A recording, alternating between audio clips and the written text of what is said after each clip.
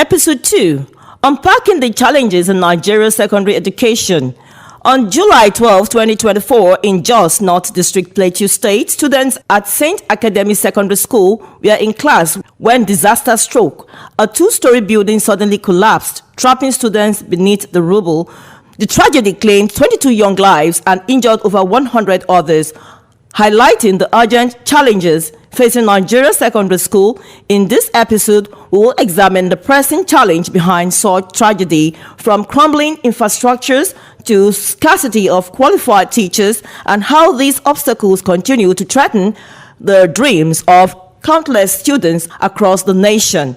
AD4 TV Radio, we focus on education with emphasis on research and innovation, science and technology, women and girl child education, children, health, youth and sports, socio-political and economic reforms, security, environment, entrepreneurship, and entertainment. We'll give you information at your fingertips. Learn on the go. Follow AD4 TV Radio on Facebook, Twitter, LinkedIn, Instagram, and YouTube. AD4 TV Radio, reliable and credible. We love you, AD4 TV Radio. The tragedy at St. Academy Secondary School highlights one of the most critical challenges in Nigeria secondary education: infrastructure. The state government attributed the collapse to the school's weak structure and location near a riverbank, urging other schools facing similar risk to close. Sadly, this is far from an isolated incident across Nigeria. Numerous schools operate in buildings that are not only outdated but also unsafe, leaving students and staff in constant vulnerability. Infrastructure issues go beyond physical building to include essential facilities like classroom, libraries, and sanitation. Many Nigerian secondary schools lack these basics. Imagine a classroom with cracked walls, a leaked roof, and not enough desks. This condition impacts more than comfort. They affect students' ability to focus and learn. When faced with unsafe and run-down environments, students may worry more about their physical safety than their studies. Instead of diving into lessons about maths or science, they are left worrying about the next term or whether their classroom will still be standing by the end of the day. It's no surprise that such stress can lead to lower attendance and disengagement, ultimately holding them back in their academic journey. Equally concerning is the lack of basic necessities such as clean water and functioning toilets. Without these, students risk illness, which forces many to miss school, disrupting their education and jeopardizing their future. Adding to the infrastructure problem is the lack of funding. Money is needed for everything, from building school to purchasing equipment and paying staff. Yet, Nigeria's education budget consistently falls short of UNESCO's recommended 26% allocation. Between 2010 and 2022, Nigeria's budget allocation ranged from 4.83% to 15.6%, well below the target. In contrast, Ghana has shown a stronger commitment to education, with allocation peaking at 37.52% in 2013. This difference in funding directly impacts the quality of school resource in Nigeria. Education competes with urgent issues like security and health, often placing it low on the priority list. So why is Nigeria lagging behind? One major reason is the government's prioritization of other sectors. In a nation grappling with pressing challenges such as security concerns, infrastructure deficit, and health crisis, education often takes a back seat. Funds are allocated to urgent needs like defense and infrastructure repairs, leaving education underfunded and struggling to meet the demands of the growing population. Corruption also plays a significant role in these funding crises. Reports of mismanagement and embezzlement of funds intended for educational development are all too common. When the necessary funds don't reach schools, the intended improvement in infrastructures and resource simply don't happen. The corruption creates a vicious circle where schools are left without the support they need to function effectively. Another major issue is the shortage of qualified teachers. Low pay, poor working conditions, and overcrowded classrooms deter qualified individuals from entering the teaching profession. Schools are often forced to hire underqualified staff, which affects students' learning outcomes. According to a 2024 survey by the Universal Basic Foundation Commission, UBEC, Nigeria is facing a staggering shortage of 194,876 teachers in public primary schools alone. These numbers tell a troubling story about the state of education in Nigeria. Now, let's think about what this means for students. When they find themselves in classrooms led by unqualified teachers, grasping essential concepts becomes a struggle. Instead of striving in a nurturing learning environment, many feel lost and frustrated. To make matters worse, schools often respond to teachers' shortage of cramming more students into each classroom. This leads to chaos where individuals' attention becomes a rare luxury. And if these challenges weren't enough, students also face significant language barrier.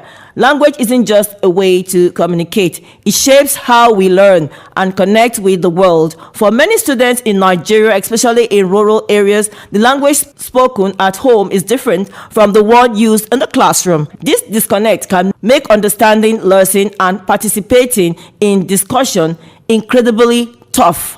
Imagine a student trying to wrap their head around the complexity of mathematics only to find the instruction delivered in a language they barely understand. The frustration of being unable to keep up can lead to disengagement and eventually a disinterest in education altogether. Research shows that language barrier can significantly impact academic performance, resulting in low test scores and high dropout rates. When students can engage fully with the materials, they potentially remain untapped. In states like Kano, Katsina, and Sokoto, where Hausa is predominantly spoken, the struggle is even more pronounced. English is the main language of instruction in schools, leading to comprehension challenges for those fluent in Hausa. To tackle this issue, the Nigerian government has implemented the national policy on education, which advocates for mother tongue instruction in the early years of schooling. This approach aims to bridge the gap between students' native language and the language of instruction, enhancing understanding and learning outcome. But even with these efforts, challenges remain. A report by the British Council points out that many teachers lack adequate training in multilingual education, which hinder the effective implementation of language policies. Plus, society attitudes often prioritize English proficiency, leaving indigenous languages sidelined. Now, let's turn our attention to another critical group, often overlooked: students with disabilities. In a system already grappling with so many issues, these students face an additional layer of obstacles that can severely hinder their access to quality education. In many secondary schools across Nigeria, resources specifically designed for these students are alarming scarce, from specialized teaching materials to accessible facilities. The lack of support is evident. Many schools lack ramps for wheelchair users or proper resource for students with learning disabilities. This gap in resource means that students with disabilities often feel marginalized, left on the sideline while their peers advance in their studies. The impact of this lack of support is profound. Many students with disabilities find themselves unable to access the education they need and deserve. Exclusion from the learning environment becomes a harsh reality, not just physically but also socially and academically. This exclusion can lead to a feeling of frustration and isolation, making it all the more difficult for these students to thrive.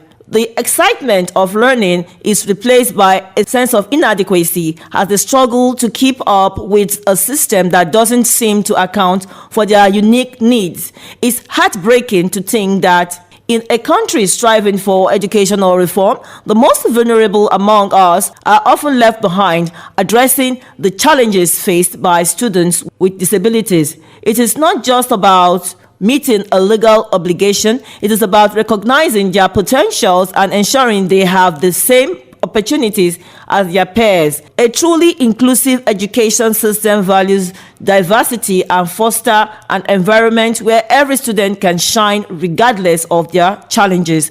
Finally, there's the problem of examination malpractice, a challenge that cuts right to the core of education in Nigeria. Examination malpractice, simply put, is any deliberate act that bends or breaks the rules of an exam to give certain students an unfair advantage. It's cheating, plain and simple, but the method varies from copying animals and colluding with others to more extreme cases of impersonation and even leaking exam papers. These practices don't just happen on a small scale. They are widespread issues that has become deeply entrenched in educational system.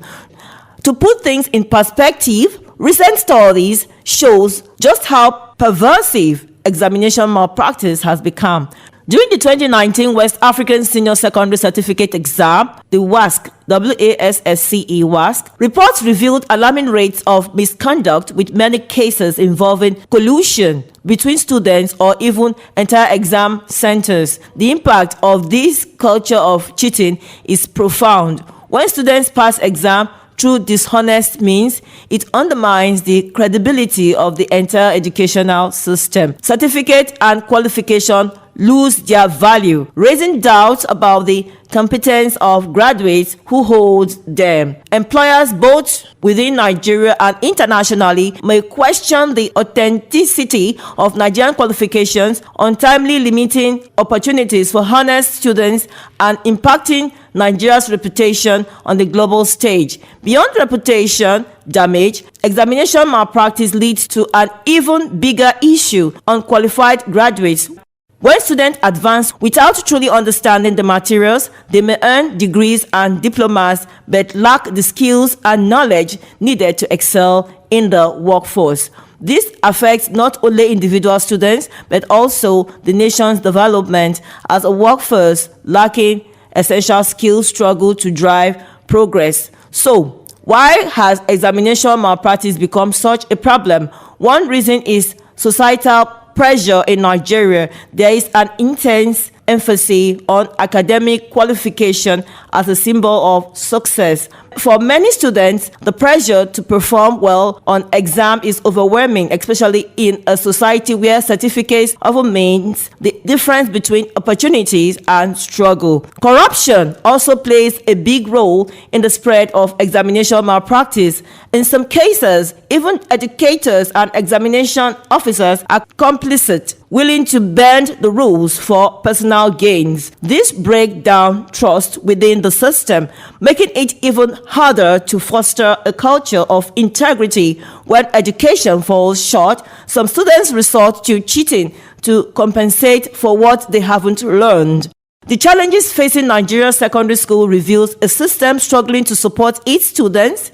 Infrastructure, funding, staffing, and systemic issues contribute to an environment where students are deprived of the foundation that needs to succeed. To understand how these issues affect students, further, it is essential to see education as a pipeline from primary through secondary to tertiary education. In our next episode, we will explore this educational journey, seeing how gaps in secondary schools ripple into higher education and beyond, shaping the futures of young Nigerians.